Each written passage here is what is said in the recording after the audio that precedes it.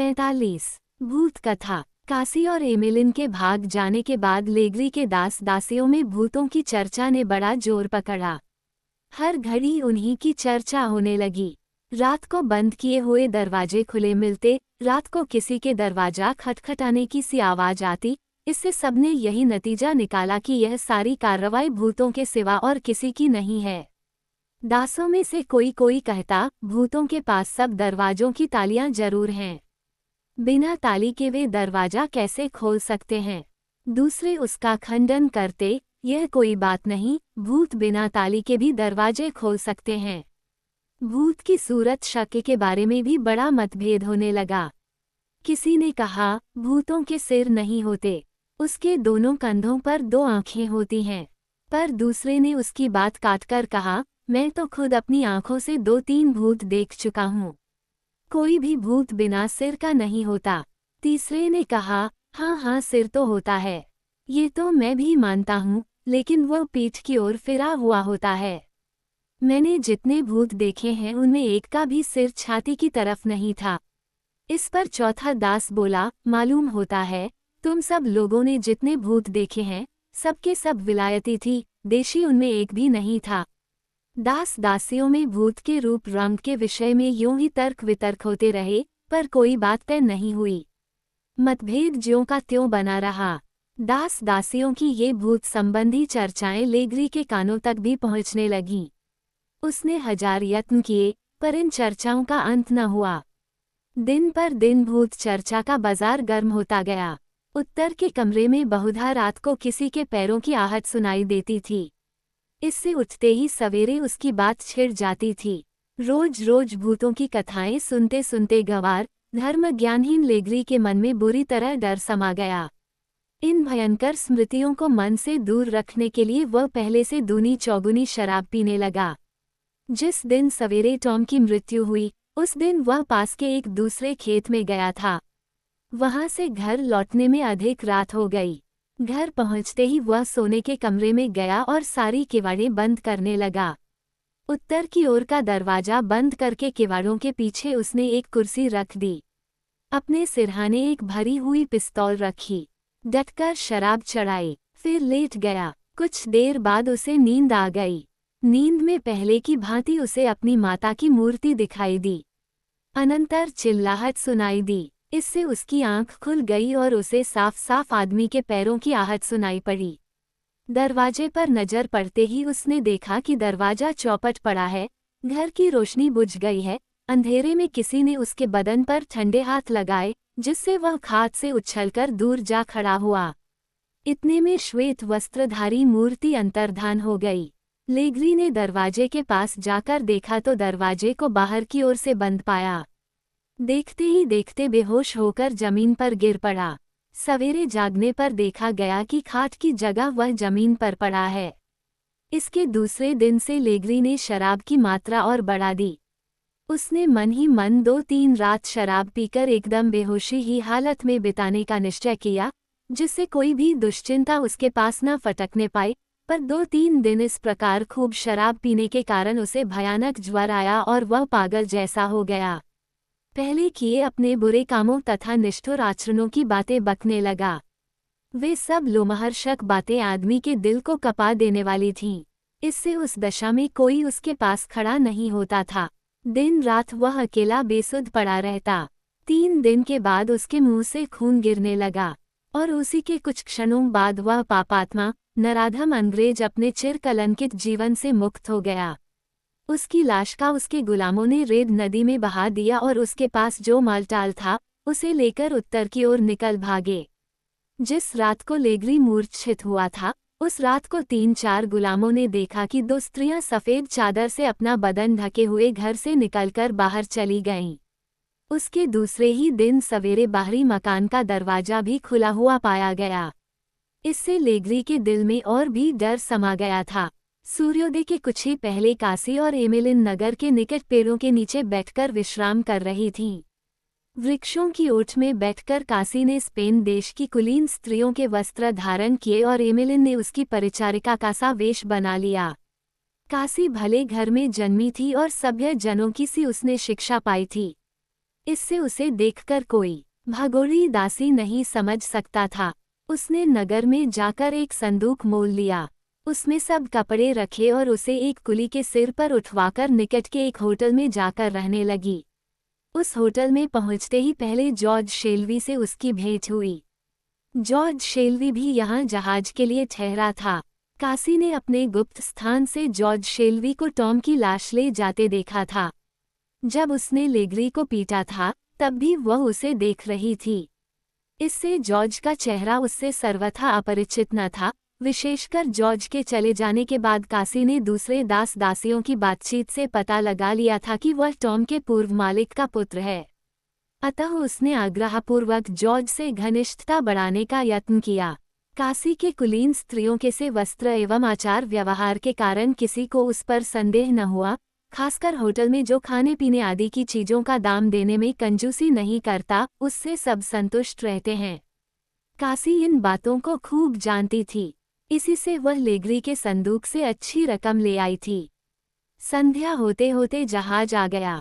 George शेल्वी ने बड़े शिष्टाचार से कासी का हाथ पकड़कर उसे नाव पर चढ़ाया और स्वयं विशेष कष्ट सहकर जहाज के बीच का एक अच्छा कमरा उसके लिए किराए पर ले दिया। जहाज जब तक रेड नदी में था तब तक कासी कमरे से बाहर न निकली। शारीरिक अस्वस्थता का बहाना बनाकर कमरे में ही सोती रही, पर जब जहाज मिसिसिपी नदी के मुहाने पर पहुंचा तो कासी आई। जॉर्ज ने फिर इस नदी वाले जहाज में भी उसके लिए एक कमरा किराए पर ले दिया। इस जहाज में आते ही कासी की शारीरिक अस्वस्थता दूर हो गई और जहाज में वह इधर उधर टहलने लगी। जहाज के अन्य यात्री उसके वस्त्र और सौंदर्य देखकर आपस में कहने लगे, जवानी में ये स्त्री बड़ी सुंदर रही होगी। जॉर्ज ने जब से कासी को देखा, उसके मन में यह विचार उठ रहा था कि उसने ऐसा ही सुंदर चेहरा और कहीं देखा है। इससे वह बड़े ध्यान से कासी के मुख की ओर देखता था। खाते पीते, बातें करते, बराबर जॉर्ज की आंखें उसके मुंह पर लगी रहती थीं। ये देखकर कासी के मन में उद्विग्नता उत्पन्न हो गई। वह सोचने लगी कि वह आदमी निश्चय ही मुझ पर संदेह करता है। पर जॉर्ज की दया पर भरोसा करके उसने आदि से अंत तक अपना सारा वृतांत उसे कह सुनाया। सुनकर जॉर्ज को बड़ा दुख हुआ। उसने उससे सहानुभूति दिखाई और ढाढ़स बंधाया। लेग्री के दास दासियों का कष्ट वह अपनी आंखों से देख आया था। इससे वहां से भागी हुई स्त्रियों पर सहज ही उसके मन में दया हो आई थी।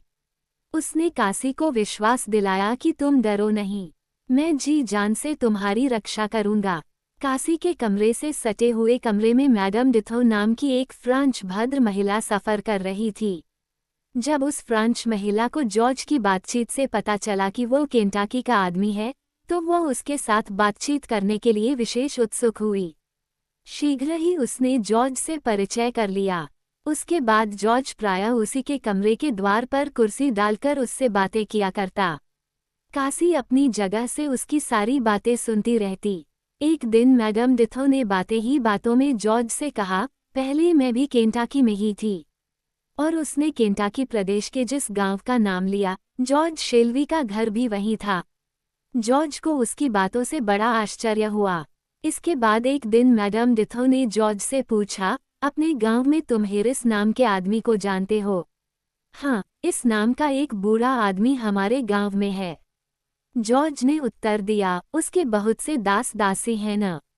उसके एक जॉर्ज नाम के वर्णशंकर दास को आप जानते हैं? शायद आपने उसका नाम सुना होगा, मैडम डिथो ने पूछा। जॉर्ज बोला, क्या? उसका तो मेरी माता की एक दासी से विवाह हुआ था, पर अब तो वह कनाडा भाग गया है।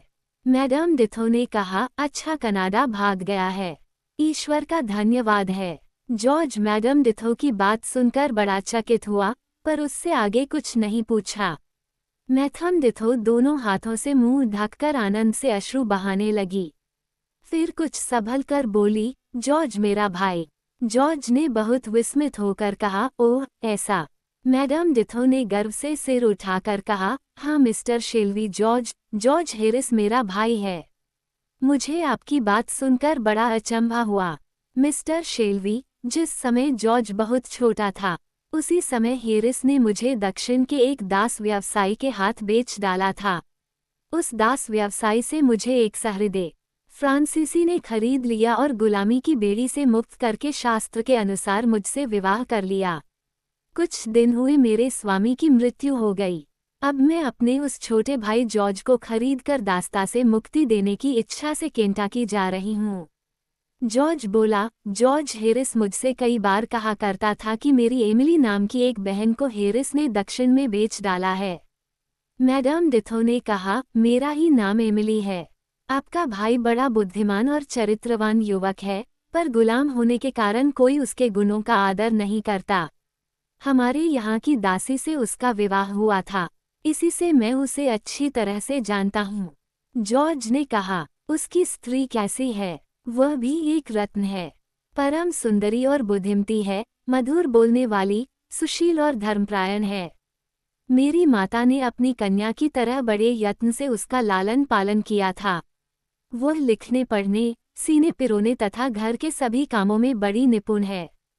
क्या वह आप ही के घर जन्मी थी? नहीं, मेरे पिता उसे नेदरलैंड से मेरी माता को उपहार में देने के लिए खरीद लाए थे। उस समय वह 8-9 बरस की थी। उन्होंने उसे कितने में खरीदा था, ये बात माता के सामने कभी प्रकट नहीं की, पर थोड़े दिन हुए उनके कागज पत्रों से हम लोगों को मालूम हुआ कि उसके लिए उन्होंने बहुत अधिक मूल्य दिया था। ऐसा लगता है, उसके अपूर्व सौंदर्य के लिए ही इतने ज्यादा दाम दिए गए थे। कासी जॉर्ज के पीछे बैठी थी। उसके इन बातों को बड़े ध्यान से सुनने का पता जॉर्ज को नहीं था, पर जॉर्ज की बात समाप्त होते ही कासी ने उसकी बांह पर हाथ रखकर कहा, मिस्टर शेल्वी, क्या आप बता सकते हैं कि आपके पिता ने उसे किससे खरीदा था? जॉर्ज ने कहा, याद पड़ता है कि सिमंस नाम के किसी आदमी से उन्होंने खरीदा था। हे भगवान! ये कहकर कासी तुरंत मूर्छित होकर गिर पड़ी। कासी की इस आकस्मिक मूर्छा का कारण मैडम डिथो और जॉर्ज की समझ में नहीं आया। वे मिलकर उसे होश में लाने का उपाय करने लगे। होश में आने पर कासी बालिका की भांति जोर जोर से रोने लगी।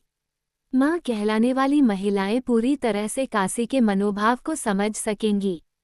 कासी यह मानकर कि वह अब अपनी कन्या से नहीं मिल पाएगी, निराश हो गई थी, पर ईश्वर की कृपा से फिर मन में उसे देख पाने की आशा बढ़ गई और इसी से वह हृदय के उमड़े वेग को संभाल न सकने के कारण बच्चे की तरह रोने लगी।